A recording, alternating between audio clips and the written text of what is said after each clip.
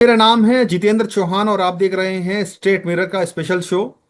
आज एक बहुत खास मेहमान हमारे साथ हैं जिनका नाम है पवन दुग्गल, जो देश के जाने माने साइबर एक्सपर्ट माने जाते हैं। एक लंबा अनुभव है इनका कि किस तरीके से जो साइबर क्राइम है उसको टैकल किया जाए, समझते हैं उनको, अच्छी जानकारी रखते हैं कि साइबर क्राइम एक ऐसी बीमारी बन गई है देश के लिए जो देश की इकोनॉमी को नुकसान पहुंचा ही रही है, साथ ही साथ जो आम जनता की गाढ़ी कमाई हो उसको किस तरीके से जो फ्रॉडस्टर हैं या जो साइबर क्राइम करने वाले लोग हैं वो हड़प लेते हैं। पवन दुग्गल सर, नमस्कार। कैसे हैं आप सर? नमस्कार। बहुत अच्छा लगा। बहुत अच्छा लगा आपके प्रोग्राम पर आकर। सर, हम सब अवेयर हैं, आप खुद भी इतना अवेयरनेस फैलाते रहते हैं सर कि जो साइबर क्राइम है इंडिया में खास तौर से बहुत तेजी से पनप रहा है सर। आपने बहुत करीब से देखा है पिछले 20 सालों में सर किस तरीके से डिजिटल क्रांति भारत में आई है, खासतौर से पिछले 10 सालों में। लेकिन उसी तरीके से चैलेंजेस बहुत सारे बढ़े हैं सर। अभी सर, हालिया जो स्थिति है आप किस तरह देखते हैं पूरी साइबर क्राइम की जो दुनिया है, या जो अभी चीजें चल रही हैं साइबर क्राइम की दुनिया में, कैसे नजर आती हैं सर? आपको किस तरीके से देखते हैं आप? मुझे लगता है एक बहुत ही भयावह पिक्चर सामने नजर आ रही है, क्योंकि साइबर क्राइम कॉन्स्टेंटली बढ़ता जा रहा है। हम्म। लोग पहले साइबर क्राइम को इतना तवज्जो या महत्व नहीं दिया करते थे, क्योंकि उन्हें लगता था कि ये दूर कहीं इलाके में होने वाला है, पाश्चात्य देशों में होने वाला है। आज साइबर क्राइम हमारे घर में दस्तक दे के हमारे ड्राइंग रूम में आकर बैठ गया। और जब से कोविड 19 आया है, तब से golden age of cyber crime प्रारंभ हो चुकी है। और ये गोल्डन एज या स्वर्णिम युग जो है, कई दशकों तक चलने वाला है। और अगर हम 2025 पर नजर डालें, तो पाते हैं कि बड़ी मैसिव रैपिड एडवांसमेंट हुई है इस प्रकार के साइबर क्राइम के पूरे प्रकरण में। और इसको इजाफा देने में आर्टिफिशियल इंटेलिजेंस का एक अपना भिन्न भूमिका रही है। तो पिछले साल 2024 में दुनिया भर ने लगभग $8 ट्रिलियन गंवाए थे। और 2025 के अंत तक उम्मीद की जा रही है कि दुनिया लगभग $10.5 ट्रिलियन गंवाएगी साइबर क्राइम के प्रति। और इस बड़े आंकड़े में से काफी बड़ा चंक जो है, भारत से जाने वाला है। लेकिन ये आंकड़े यहाँ खत्म नहीं होने वाले, ये कॉन्स्टेंटली ग्रो करेंगे। और अब तो एआई क्राइम आ गया है, जो साइबर क्राइम का एक सरताज है, एक हम्म। नया चेरी इन द केक है, जो बिल्कुल विभिन्न प्रकार से आपको इस तरीके से डिफ्रॉड करता है, चीट करता है, कि आप आभास में नहीं लगा पाते। डीप फेक्स क्राइम बहुत ज्यादा प्रचलित हो चुके हैं। एआई का इस्तेमाल किया जा रहा है लोगों को चीट करने के लिए, उन्हें इम्पर्सोनेट करने के लिए, उन्हें टारगेट करने के लिए। तो अब कॉन्स्टेंटली ये इजाफा बढ़ता रहेगा। जो ऑफिशियल फिगर्स हैं, वो आपको केवल बताते हैं कितने केस दर्ज हुए, लेकिन जो जमीनी हकीकतें हैं, वो कुछ और बताती हैं कि आज साइबर क्राइम हर जगह पहुंच चुका है। और कोविड 19 के बाद तो भारतवर्ष में साइबर क्राइम ने एक नया विकराल स्वरूप ले लिया है। अब वो एक कॉटेज इंडस्ट्री बन चुका है। पहले हम्म। हम केवल जामतारा की बात सुना करते थे, फिर नू की बिल्कुल। बात सुनने लग गए। आज जो है, कॉटेज इंडस्ट्री के तौर पर छोटे छोटे शहरों में, गांव में, कस्बों में अब साइबर क्राइम आके बस गया है। लोगों को लगता है कि आप पकड़े तो जाएंगे नहीं, साइबर क्राइम में बड़ी अच्छी गाड़ी कमाई है, तो चलिए साइबर क्राइम करते हैं। तो जब एक समुदाय, एक कम्युनिटी, एक कस्बा साथ मिलकर साइबर क्राइम करता है, तो एक और ही प्रकार का स्वरूप ले लेता है। तो मुझे लगता है कि अब हमें इसको एक लाइफ लॉन्ग कंपेनियन के तौर पर देखना पड़ेगा। कुछ साल पहले मैंने किताब लिखी थी, new cyber world order post Covid 19, जिसमें मैंने कहा था कि कोविड 19 के बाद जो युग आने वाला है, उसमें साइबर क्राइम हम लोगों की जिंदगी का एक डेली लाइफ लॉन्ग कंपेनियन बन जाने वाला है। तो इस बात को जितनी जल्दी हम समझ लें, उतना अच्छा है। कॉन्स्टेंटली आपको सतर्क रहना है, जागरूक रहना है। अपने जो कहते हैं ना, केयरफुलनेस के या सावधानी के रडर हैं, उसको नीचे नहीं रखना है, क्योंकि जैसे आपकी सावधानी घटेगी, दुर्घटना यानी कि दुर्घटना साइबर क्राइम। घटेगी सर, बिल्कुल सही बात है सर। सावधानी घटी दुर्घटना घटी। या सर मैं एक बात और कहना चाहूंगा कि जैसे कि एक कहावत है सर हमारे देश में, कहते हैं विकास विनाश लेके आता है। एआई का विकास तो बहुत हो गया है, साइबर साइबर जो सिक्योरिटी उसका विकास काफी हो गया है, लेकिन सर उसके जरिए कहीं ना कहीं देखा जाए तो विकास विनाश भी साथ में लेके आ रहा है वो, क्योंकि जनता की गाड़ी कमाई इसमें जा रही है सर। एआई के माध्यम से अब नए नए प्रकार के ऐसे साइबर क्राइम उत्पन्न हो रहे हैं, जिसकी आप परिकल्पना भी नहीं कर सकते। और उनमें बिल्कुल। एक जो सर्वश्रेष्ठ जो कैटेगरी है, वो डीप फेक क्राइम्स की है। डीप हम्म। फेक एक ऐसी टेक्नोलॉजी है जो आपको बिल्कुल झूठे इलेक्ट्रॉनिक रिकॉर्ड इस तरीके से और इतनी सत्यता से दिखाते हैं कि आपकी आंख से देखकर आप डिस्टिंग्विश नहीं कर सकते कि क्या जो मैं देख रहा हूँ एआई ने बनाया है या किसी व्यक्ति विशेष ने बनाया है। तो आज बहुत सारे लोग डीप फेक के माध्यम से डिजिटल अरेस्ट का शिकार बन रहे हैं, चीटिंग का शिकार बन रहे हैं, इम्पर्सोनेशन कर रहे हैं। डार्कनेट पर अगर आप जाएंगे तो आप पाते हैं कि आजकल एक नया प्रकरण है वहां पर, और वहां का जो प्रिवेलिंग इकोनॉमिक मॉडल है वो है cyber crime as a service powered by artificial intelligence. Hmm. तो अब जब साइबर क्रिमिनल बहुत ज्यादा बुद्धिमान हो गए हैं, वो कहते हैं हमने अपने हाथ गंदे नहीं करने, चलिए जो काम कराना है एआई से कराएंगे। एक पुलिस करा आती लेंगे। है तो पकड़ लेगा। एआई से कैसे आप साबित करोगे कि मैंने एआई को प्रोग्राम किया था या नहीं किया था? तो अब और ज्यादा चुनौतियां बढ़ जाने वाली हैं पुलिस और लॉ एन्फोर्समेंट एजेंसीज के लिए कि आप किस तरीके से रेलेवेंट इलेक्ट्रॉनिक एविडेंस एकत्रित करेंगे, बिंदुओं को कैसे जोड़ेंगे, और अल्टीमेटली साइबर क्राइम कन्विक्शन कैसे लेकर आएंगे। सर अगर भारत की अगर हम बात करें साइबर क्राइम की, खास तौर से जो ऑनलाइन फ्रॉड हम इतना देख रहे हैं सर, एक रिपोर्ट आई है 2025 को लेकर, जिसमें एक जो आंकड़ा सामने आया सर, बहुत चौंकाने वाला है सर। जो उसका अमाउंट है वो बहुत बड़ा अमाउंट है सर। करीब पूरे साल में 25 में 2025 की अगर बात करें तो करीब 1200 करोड़ रुपए के सर जो साइबर ठगी है वो हुई है सर। ये बहुत बड़ा आंकड़ा है। इतनी अवेयरनेस होने के बावजूद भी सर इस तरह के आंकड़े बढ़ते जा रहे हैं। ये सर बहुत बड़ा चैलेंज है सर इंडिया के लिए। देखिए, आंकड़े तो आजकल अलग अलग आ रहे हैं, तो कोई आंकड़ों पर आप विश्वास नहीं कर सकते। आपने इस रिपोर्ट की बात करी, मेरे पास एक दूसरी रिपोर्ट है जो कहती है कि केवल 4 महीनों में 2025 में भारतवासियों ने 2000 करोड़ रुपए गंवाए। वो केवल डिजिटल अरेस्ट में गंवाए। बाकी हम्म। आप ऑनलाइन फ्रॉड और ऑनलाइन ठगी और जो प्रकार के साइबर क्राइम्स है उसकी तो आप गणना छोड़ ही दीजिए। तो बिल्कुल। एक्चुअली स्पीकिंग, ये टेंस एंड थाउजेंड्स ऑफ जो करोड़ रुपीस हैं वो इसमें लगातार जा रहे हैं। एक्चुअली रियलिटी ये है कि हमारे पास कोई साइंटिफिक स्टडी नहीं है। जो सरकारी हम्म। आंकड़े हैं वो सिर्फ बताते हैं कितने केसेस में दर्ज हुए और उनमें क्या हुआ। लेकिन जो केसेस दर्ज होते हैं और जो केसेस होते हैं उसमें जमीन आसमान का फर्क होता है। अब बिल्कुल। उदाहरण के तौर पर national cyber crime reporting portal है, उसमें अगर 100 केस लगभग दर्ज होते हैं, रिपोर्ट किए जाते हैं, तो इसमें लेस देन 5 केसेस में ही एफआईआर दर्ज होती है।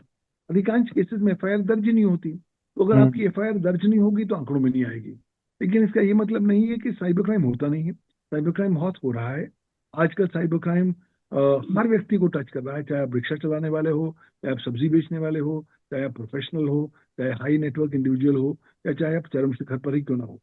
आज हर तरीके के साइबर क्रिमिनल्स मौजूद हैं, अलग अलग सेगमेंट्स को टारगेट कर रहे हैं। और साइबर क्रिमिनल्स अब एक ऑर्गेनाइज्ड गैंग एक्टिविटी कर रहे हैं। यही हम्म। कारणवश है कि अब साइबर क्रिमिनल्स के बहुत सारे गैंग्स ने अपने सीईओज यहाँ तक नियुक्त कर दिए हैं, जिनका काम यही है कि मैनेज करेंगे कि गैंग कैसे काम करेगा, सिंडिकेट कैसे काम करेगा। यही कारणवश है कि केंद्रीय सरकार ने अब भारतीय न्याय संहिता 2023 में सेक्शन 111 डाल दिया है, जहां पर साइबर क्राइम को एक ऑर्गेनाइज्ड क्रिमिनल एक्टिविटी या क्राइम हम्म। एक्टिविटी के तौर पर भी घोषित कर दिया गया है। तो मुझे तो लगता है कि एक सैलाब आने वाला है। अभी तक हमने जो देखा है वो केवल ट्रेलर है, पिक्चर अभी आनी बाकी है। तो पिक्चर के लिए तैयार हो जाइए, अपनी कमर कस लीजिए, और आपका हर एक प्रयास होना चाहिए, कुछ हो या ना हो, मुझे अपने आप को, अपने परिवार को, अपने डेटा को और अपने पैसे को बचाना है। आपने कहा कि ये एक आने वाला समय और भयावह हो सकता है, और मुश्किलात भरा समय हो सकता है साइबर क्राइम के तौर पर देखा जाए तो। सर वो चूंकि आप इतने सर लंबे समय से इस फील्ड में काम कर रहे हैं, टेक्निकलिटी को समझते हैं सर, वो क्या वो टूल्स आने वाले टाइम में जो बहुत कारगर साबित होंगे कि जिनसे जो ये साइबर फ्रॉडस्टर हैं, साइबर क्राइम हैं, या उनसे बचा जा सकता है, या क्या वो मुख्य बिंदु हैं जिससे हमें बहुत सतर्क रहने की जरूरत है ताकि हम इन तरह की जो फ्रॉड्स हैं उनसे बच सकें सर? देखिए, हम सबको समझना है कि आज जब हम रोजमर्रा का जीवन व्यतीत कर रहे हैं, हम वास्तविक तौर पर डिजिटल कुरुक्षेत्र युद्ध फील्ड में केंद्र बिंदु पर आकर खड़े हो गए। हम्म। हमारे चारों ओर से हम पर आक्रमण हो सकता है 360 डिग्री से। लिहाजा जरूरी है कि हम अपना एक सुरक्षा कवच पहन लें, ताकि ये कवच हमको बचा सके जब कहीं हम हम्म। पर आक्रमण हो साइबर क्राइम का। सुरक्षा बिल्कुल। कवच क्या है? सुरक्षा कवच है सावधानी का, सूझबूझ का। सुरक्षा हम्म। कवच है कंजूसी का और शक का। कंजूसी इसलिए क्योंकि आजकल भारतवासी एक नए प्रकार की क्रांति का हिस्सा बन चुके हैं, जिसे मैं बोलता हूं the great Indian vomiting revolution, Bharat की उल्टी की क्रांति।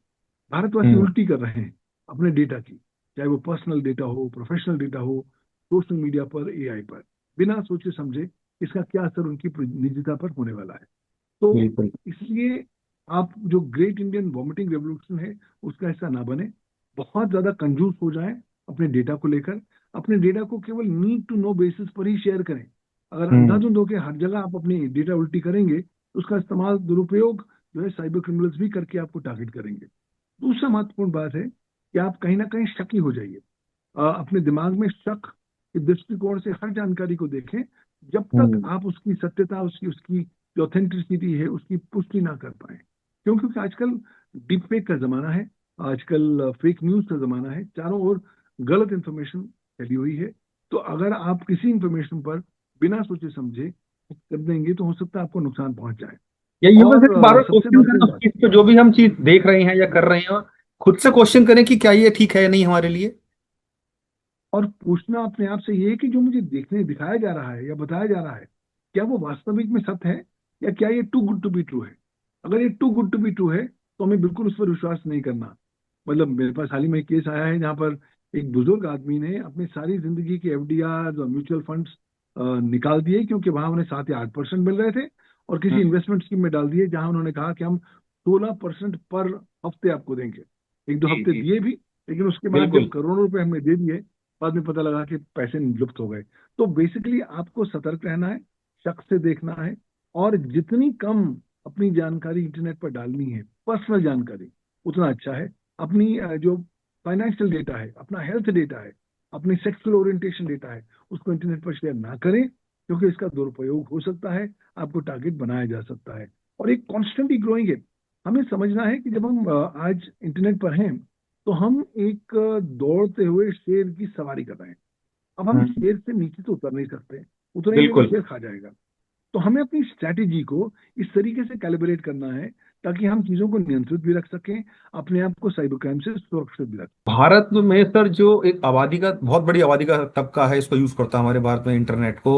और क्योंकि सर गांव देहात में काफी बड़ी संख्या रहती है हमारे देश की, वो लोग भी आज की डेट में इंटरनेट बहुत यूज करते हैं, फेसबुक यूज करते हैं, इंस्टाग्राम यूज करते हैं, तरह तरह की वेबसाइट्स यूज करते हैं सर।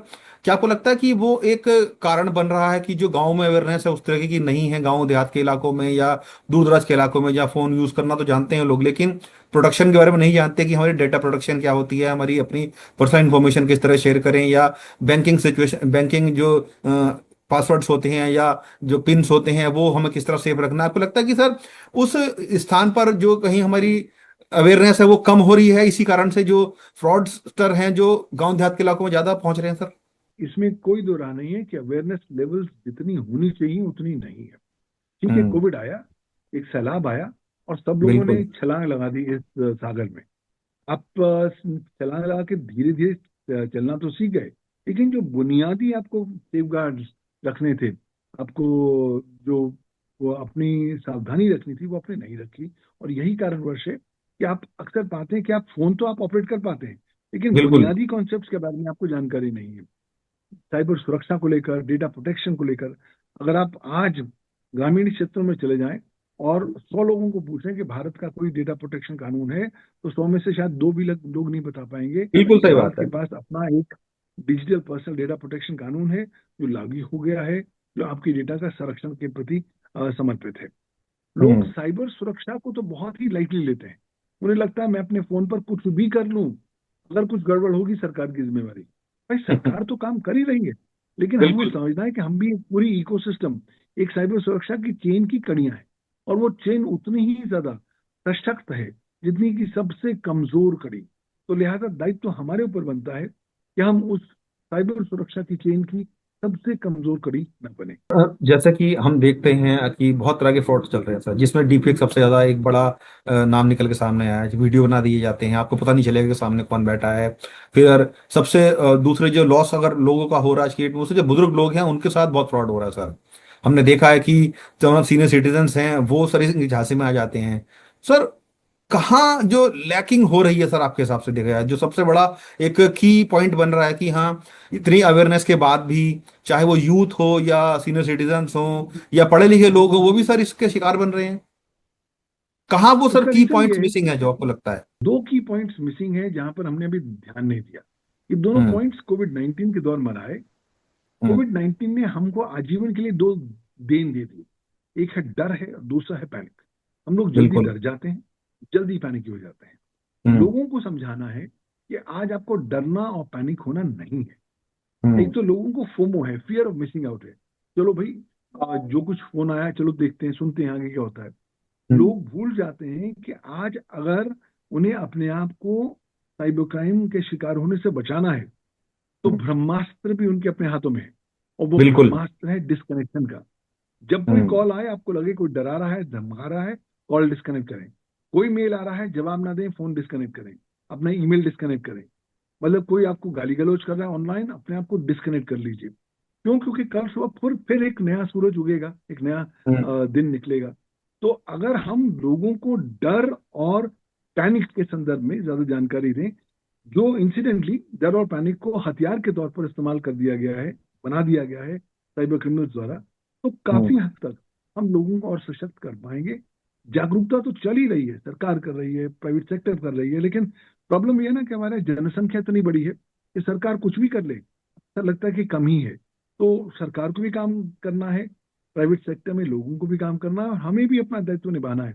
अपने परिवार के सदस्यों के बिल्कुल। तरीके एटलीस्ट उन्हें भी सेंसिटाइज करें खुद भी कि बहुत भाई अवेयर क्या रखना है हुआ सर है, अपने आप क्या को। कर सकते खुद भी बहुत अवेयर हैं। रखने की जरूरत है अपने आप को। हमें तो कॉन्स्टेंटली अवेयर रखना ही पड़ेगा, बिकॉज रोज रोज नए नए रंग लेकर, नए अवतार लेकर आज साइबर क्राइम अवतरित हो रहा है। तो जब तक हमें लेटेस्ट ट्रेंड्स के बारे में पता नहीं होगा, तब तक हम जागरूक नहीं होंगे। जब तक जागरूक नहीं होंगे, तब तक हम अपने आप को बचाने में असक्षम रहेंगे। सोशल मीडिया पे हर इंसान मौजूद है, चाहे वो फेसबुक हो, इंस्टाग्राम हो, व्हाट्सएप हो या अन्य वेबसाइट्स हो। सब जगह कहीं ना कोई इसमें इन्वॉल्व हो रखा है। सर क्या लगता है कि ये वो मेन अड्डे बन गए हैं, वो एक मतलब टूल बन गए हैं सबसे ज्यादा फ्रॉड करने के, कि सबसे ज्यादा लोग उस पे पकड़े जाते हैं या उन पे फंस जाते हैं? वहां पर इंस्टाग्राम पे हो गया, फेसबुक पे हो गया, या व्हाट्सएप के थ्रू जो एपीके फाइल्स भेज दी जाती हैं, मालवेयर भेज दिया जाता है आपके सिस्टम में। तो क्या वो सबसे बड़े टूल बन गए हैं सर? मक्खी वहां जाती है जहां शहद होता है। तो हम्म। साइबर हम्म। क्रिमिनल्स वहां उड़ते हैं जहां पर ज्यादा से ज्यादा लोग कॉन्ग्रीगेट करते हैं, वो है सोशल मीडिया। तो सोशल बिल्कुल। मीडिया पर लोग अंधाधुंध होकर अपनी सारी सावधानी को बिल्कुल परे फेंकते हैं। अपने हर हम्म। वो जानकारी, हर चीज के बारे में शेयर करते हैं। क्यों? क्योंकि उन्हें लालच है, मेरे फॉलोअर्स बढ़ जाएं, मेरे मित्र बढ़ जाएं, मेरे कनेक्शन बढ़ जाएं। वो बिल्कुल। भूल बिल्कुल। जाते हैं कि अगली अगली बार जब एक्सीडेंट होने के बाद आप आईसीयू में लेटे होंगे, तो इन 5,000 10,000 दोस्तों में से शायद एक या दो भी आपको मिलने नहीं आएगा। तो हम्म। हमको रियलिटी चेक अपने आप को करना है। सोशल मीडिया पर लोग क्योंकि अपनी कॉशन लेवल्स को लो कर देते हैं, लोगों को ट्रस्ट कर लेते हैं जो ऑनलाइन जिनके साथ आप इंटरेक्ट कर लेते हैं, बिना सोचे समझे कि वो कौन है, उनके बारे में तफ्तीश हुई है या नहीं हुई है। तो इसलिए वहां पर साइबर क्राइम ज्यादा होते हैं। इंपर्सोनेशन देख लीजिए, चीटिंग देख लीजिए, मतलब damage to computer source code देख लीजिए, cyber defamation, cyber nuisance, cyber harassment, हर प्रकार की चीज जो है आपको सोशल मीडिया पर मिलेगी। क्यों? क्योंकि वहां पर लोग बोल रहे हैं, हाँ मैं आपको आमंत्रित करता हूं, मुझे आप साइबर क्राइम का शिकार बनाइए, मैं बनने को तैयार हूं। तो जब आप लोग इस माइंडसेट से सोशल मीडिया पर जाते हैं, तो साइबर क्रिमिनल्स का काम और आसान हो जाता है। तो इसलिए सोशल मीडिया यूजर्स को सेंसिटाइज करने की जरूरत है कि उन्होंने क्या क्या साइबर हाइजीन मेथडोलॉजीज अडॉप्ट करनी है, साइबर रेजिलियंस को किस तरीके से जिंदगी का हिस्सा बनाना है, ताकि वो कम से कम शिकार हो सके सोशल मीडिया पर, इंटरनेट पर। सर आपने एक वर्ड का यूज किया, सोशल मीडिया हैरेसमेंट, जो बहुत एक बड़ा टर्म है सर। देखा, हैरेसमेंट अपने आप में एक बड़ा टर्म है।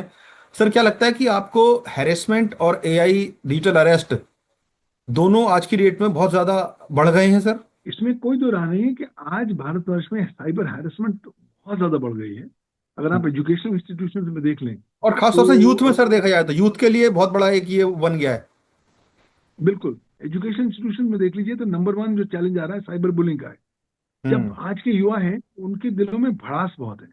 तो हम्म। भड़ास निकालने का उन्होंने एक मात्र तरीका बना रखा है, चलिए सोशल मीडिया पर चलते हैं। अधिकांश लोगों को ये मिसकंसेप्शन है कि साहब मैं झूठा अकाउंट बना लूंगा, दूसरे नाम से हम्म। बना लूंगा, मैं नहीं पकड़ा जाऊंगा। भूल जाते बिल्कुल। हैं कि इंटरनेट एक ऐसा प्रकरण है जो ना तो कभी भूलता है, ना कभी सोता है।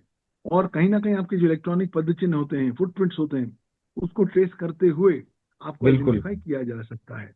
तो यही कारणवश है कि मुझे लगता है कि युवाओं को ज्यादा सेंसिटाइज करने की जरूरत है। शायद क्योंकि वो भावनाओं में बह जाते हैं, तो गाली गलौज में इंडल्ज करते हैं, अश्लीलता में इंडल्ज करते हैं, हम्म। लड़कियों को ऑनलाइन, लड़कों को ऑनलाइन फॉलो करने में, स्टॉकिंग करने में इंडल्ज करते हैं। भूल जाते हैं कि जब उनके बरखिलाफ मुकदमा दर्ज होगा या जब ये जानकारी सामने आएगी, तो हो सकता है उनका जो भविष्य है और फ्यूचर बिजनेस प्रोस्पेक्ट अपॉर्चुनिटीज हैं, वो भी नकारात्मक रूप से प्रभावित हो सकते हैं। तो आपको hmm, you will have to come back to awareness. जितनी जल्दी आप इन लोगों को अवेयर कर पाएंगे, उन्हें सेंसिटाइज कर पाएंगे, उतना ज्यादा उनके हाथों को ज्यादा सशक्त कर बिल्कुल पाएंगे, बिल्कुल। ताकि वो इन चुनौतियों को डील करने में सक्षम हो। सर एक सवाल मेरा, जो फ्रॉड होते हैं उसमें जो रकम का ट्रांजैक्शन होता है सर, सपोज हम्म। कीजिए कि किसी ने किसी को ठगी कर लिया, उससे पैसे ऐंठ लिए हैं सर, लेकिन ये देखने में आता है कि जो फ्रॉडस्टर हैं वो मनी ज्यादातर क्रिप्टो करेंसी में लेते हैं या डार्क वेब के थ्रू लेते हैं, जो कि एक बहुत ट्रेंडिंग में है सर आज की डेट में, डार्क वेब के नाम से जिसको हम जानते हैं। सर थोड़ा उस पर अगर थोड़ा लाइट दे सके सर, एनलाइटन कर सके हमको। इंटरनेट के तीन मुख्य भाग हैं। अगर आप इंटरनेट को एक गिलास के तौर पर समझ लीजिए, मसलन एक गिलास है, तो गिलास का जो पहला 15% है, टॉप मोस्ट, उसे बोलते हम्म हैं सुपरफिशियल नेट, जहां पर आप और हम जाते हैं, जहां पर हमारे सोशल मीडिया प्लेटफॉर्म्स होते हैं। 15 से 85% पर होता है डीप नेट, जहां पर बहुत से कंटेंट है, एकेडमिक कंटेंट है, आपको हम्म बहुत मेहनत करके चीजें इकट्ठी करनी पड़ती हैं। लेकिन इस गिलास का जो लास्ट 15% है, उसे हम डार्क नेट बोलते हैं, जहां पर एक हम्म नॉर्मल सर्च इंजन के माध्यम से आप नहीं जा सकते। आपको जाने के लिए अपना एक विशिष्ट टॉर ब्राउजर का इस्तेमाल करना पड़ता है, जो आपकी आइडेंटिटी को पूरी तरीके से गुमनाम बना देता है। जब आप ओके। वहां पहुंचते हैं तो आप पाते हैं कि डार्कनेट पर सारे लोग गुमनाम हैं, और इस गुमनामी वाली दुनिया में भी एक अजीब प्रकार की ट्रस्ट मॉडल मौजूद है। वहां पर जो प्राइमरी इकोनॉमिक एक्टिविटी होती है, वो होती है साइबर क्राइम। साइबर हम्म क्राइम की पेमेंट होती है बिटकॉइन से, क्रिप्टो करेंसी से। बिल्कुल। और हम्म आपको दुनिया भर में जो प्रकार का साइबर क्राइम ऑर्डर करना है, आप ऑर्डर कर दीजिए, पैसे दे हम्म दीजिए, और वो क्राइम आपके लिए हो जाएगा। तो बहुत ही खतरनाक चीज है। वहां पर ड्रग्स बिकती हैं, हम्म। हथियार बिकते हैं, जो कुछ गैर कानूनी आप समझ सकते हैं, वो तमाम सारी चीजें ये खरीद मतलब वो एक फरोख्त तरीके से होती है। नया अड्डा बन गया है, जो आपराधिक लोग हैं उनके लिए एक हेवन हेवन की तरह काम करता है वो सर। डीप डार्कनेट पर अधिकांश साइबर क्रिमिनल्स इसलिए जा रहे हैं क्योंकि हम्म, उन्हें आश्वस्त हैं कि साहब चलो, पुलिस पहुंच नहीं पाएगी, चलो पहुंच भी गई तो मुझे आइडेंटिफाई नहीं कर पाएगी, क्योंकि मैं गुमनाम हूं। और पुलिस बिल्कुल जब ये टॉर ब्राउजर से बोलते हैं कि भाई आप डिटेल दो, तो वो कहते हैं कि अब हमें नहीं पता कि कौन यूजर है, तो हम आपको बिल्कुल। कैसे बता सके कि कौन सा यूजर है। तो यही कारणवश है कि साइबर क्राइम बहुत बड़े पैमाने पर डार्कनेट पर कॉन्स्टेंटली ग्रो करता जा रहा है, ईयर आफ्टर ईयर। जितने भी जो डाटा प्रोवाइडर हैं सर हमारे देश में, खासतौर से इंडिया की अगर बात करें, तो क्या सर उनकी भी जिम्मेदारी बनती है, आपको लगता है कि किसी तरह की डाटा प्रोटेक्शन उनको दिया जाए, जो कंज्यूमर्स हैं, या फिर अब आप आपको लगता है कि समय आ गया कि हाँ नहीं, डाटा इंश्योरेंस भी होना बहुत जरूरी है आज की डेट में प्रोवाइडर के थ्रू। अभी तक भारत के पास कोई डेटा प्रोटेक्शन कानून मौजूद नहीं था, लेकिन 13 नवंबर 2025 के बाद भारत में हम्म लागू हो गया है digital personal data protection act hmm 2023। ये जी कानून या डीपीडीपी का जो कानून है, ये उद्देश्य उसका ये होता है कि जो लोगों का पर्सनल डेटा है उसका संरक्षण हो सके। और इसलिए बिल्कुल। उन्होंने विभिन्न प्रकार की जिम्मेवारियों को परिभाषित किया है, डेटा फिड्यूशरीज का, बिग कंपनीज का, जो थर्ड पार्टी डेटा रख रहे हैं। तो ओके। कंपनियों का बहुत इंपॉर्टेंट रोल है डेटा का संरक्षण करने में। और अगर वो इस तरह के कानून को कंप्लाई नहीं करते हैं, तो सबसे बड़ी डाउन साइड इफेक्ट है कि उन पर फाइन लगाया जा सकता है 250 करोड़ रुपए तक का। तो हम्म ये एक बहुत ही मेजर प्रकार का लॉ अब सरकार लेकर आई है। तो कंपनी, सॉरी, अब ज्यादा से ज्यादा तैयार हो गई हैं और कोशिश कर रही हैं कि वो डीपीडीपी कानून का पालन कर सके। साथ ही साथ साइबर सुरक्षा को हमें अपने जीवन जीने की शैली के स्वरूप में अडॉप्ट करना पड़ेगा। क्यों? हम्म क्योंकि साइबर सुरक्षा आज जो है प्रबल रूप से हमारे हर ऑनलाइन एक्टिविटी का हिस्सा बन चुकी है। अगर हम सुरक्षित ही नहीं रह पाएंगे साइबर स्पेस में, तो हम कुछ भी कर लें, हमारा जो हम्म। भी ढांचा होगा वो तहस नहस होकर ढह जाएगा। तो इसलिए लेकिन सर साइबर एक चीज सुरक्षा और भी बहुत देखने में आती है सर, कि जो हमारी देश की बड़ी बड़ी कंपनी डाटा प्रोवाइडर कंपनियां हैं, या हम इंटरनेशनल कंपनीज की बात करें जो ऑनलाइन सर्विसेज देती हैं, चाहे वो फेसबुक हो, इंस्टाग्राम हो, जो ये वेबसाइट सोशल मीडिया वेबसाइट्स है सर, लेकिन वो लोग भी कई बार ऐसा लगता है कि जैसे डाटा प्रोडक्शन को लेकर बहुत सजग नहीं है, हमारे डाटा लीक कर रहे हैं। हमने कई बार ऐसे किस्से सुने भी हैं कि जो बड़ी बड़ी कंपनियां हैं वो लोग डाटा सेल भी करती हैं अपना, और उसको मिस तरीके से मिसयूज भी करती हैं। क्या ऐसा भी कुछ होता है सर? बिल्कुल होता है। एक बहुत बड़ी इकोनॉमी बन गई है जिसे हम डेटा इकोनॉमी बोलते हैं, जहां बिल्कुल। पर डेटा की खरीद फरोख्त होती है। तो हम्म बहुत बड़ी बड़ी कंपनियां डेटा इकट्ठा करती हैं और फिर बेच देती हैं, पैसा ले लेती हैं।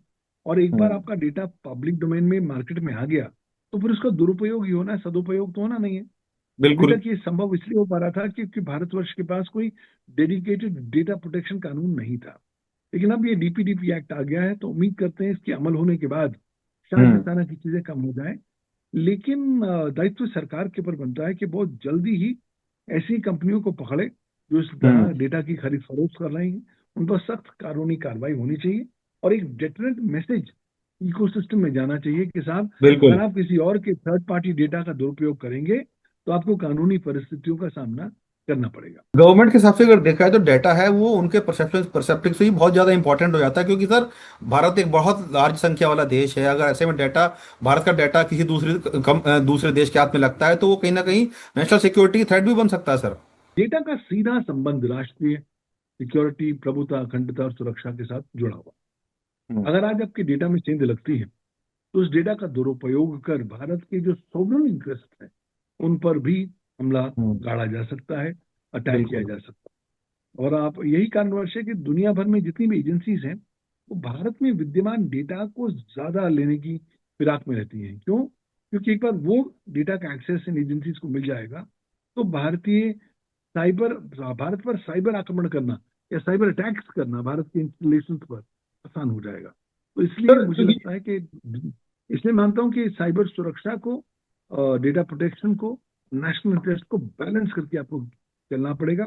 लोगों के अधिकार तो आपको रिस्पेक्ट करने ही है, लेकिन गोल्डन बैलेंस ये भी बनाना पड़ेगा कि सरकार का कुछ महत्वपूर्ण सॉवरन इंटरेस्ट को प्रोटेक्ट करने के लिए लाजमी कदम उठाने की आवश्यकता है। उसको भी हमें रिकॉग्नाइज करना पड़ेगा। आने वाले 2026 में या आने वाले कुछ अगले सालों में आप किस तरह देखते हैं कि जो डाटा प्रोडक्शन है किस तरह डेवलप होनी चाहिए, और क्या क्या की मेजर्स सरकार को उठाने चाहिए और कंपनीज को उठाने चाहिए कि जो बहुत इंपॉर्टेंट है अगले कुछ सालों में? क्योंकि सर हम देख रहे हैं कि अब अगर जो वर्ल्ड वॉर छिड़ेगी तो डिजिटल वॉर से छिड़ेगी सर।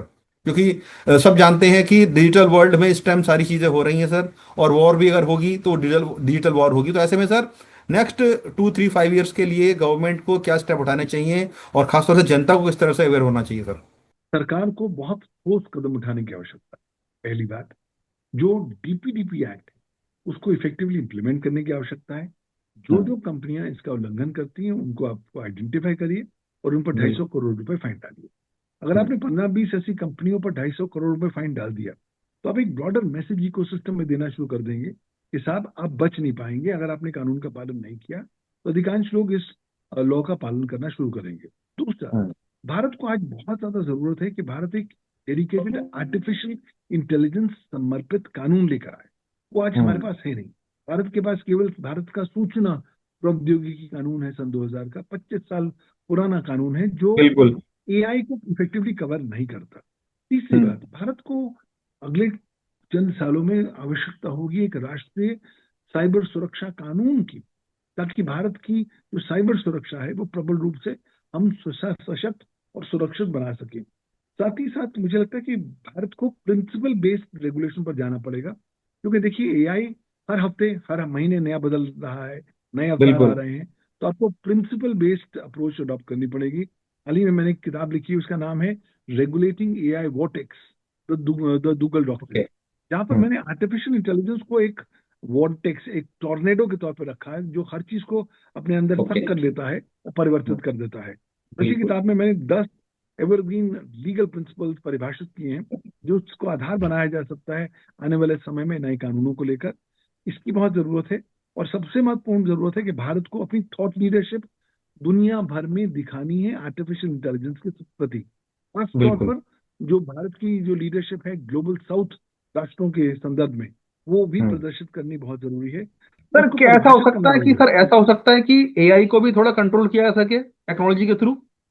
है। देखिए, बिल्कुल पॉसिबल है कि एआई को कंट्रोल किया जा सकता है, लेकिन उसको कानून के लिए आपके पास लीगल गार्डरेल्स होने चाहिए, टेक्निकल हम्म। गार्डरेल्स होने चाहिए।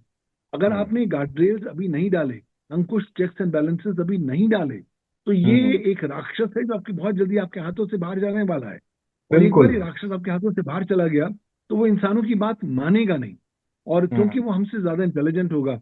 आज हम ऑलरेडी नैरो आर्टिफिशियल इंटेलिजेंस के दौर पर गुजर रहे हैं। एजेंटिक एआई आ चुका है।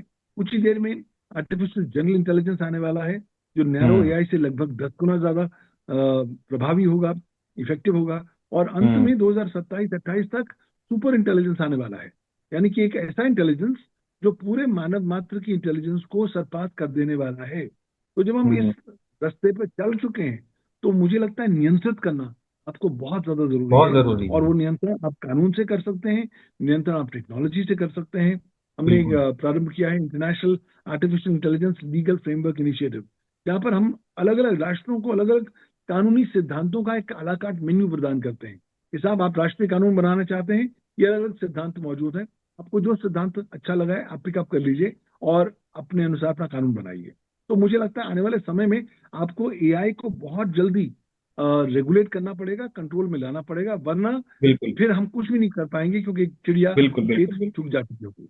आपने सही बात की सर। एआई एक राक्षस की तरह है, और जो साइबर अपराधी हैं वो भी किसी राक्षस से कम नहीं है। जिस तरीके से लगातार इन राक्षस प्रवृत्ति लोगों का जो एक वर्चस्व बढ़ता जा रहा है, उसको कहीं ना कंट्रोल करने की बहुत जरूरत है। सरकार कानून तो जरूर लेकर आ रही है, लेकिन उससे ज्यादा जिम्मेदारी कहीं ना कहीं आम जनता की भी बनती है कि सेल्फ अवेयरनेस अपने आप को क्रिएट करें, उसमें जो अवेयरनेस फैलाई जा रही है उसको अडॉप्ट करें। और जो कंपनीज हैं वो भी इसमें बड़ा अहम योगदान निभा सकती हैं कि जिस तरीके से लगातार जो साइबर क्रिमिनल्स हैं वो बढ़ते जा रहे हैं, उन पर लगाम लगाएं। और जो एआई के जरिए आज नया तरीके से फ्रॉड हो रहा है, उस पर कहीं ना कहीं लगाम लगाने की बहुत जरूरत है। शुक्रिया पवन दुग्गल सर, आपका बहुत बहुत हमें इस इतनी महत्वपूर्ण जानकारी देने के लिए। और हम लगातार आपसे आज चर्चा करते रहेंगे, क्योंकि ये एक ऐसा विषय है जिसमें जितना कम जितनी बात की जाए उतना कम हो जाती है, उतनी ज्यादा जानकारी निकल कर सामने आती है। जल्दी हम आपसे दोबारा जुड़ेंगे सर, लेकिन आज के लिए मैं आपसे इजाजत चाहूंगा। धन्यवाद बहुत जुड़ने के लिए स्टेट मिरर के साथ सर।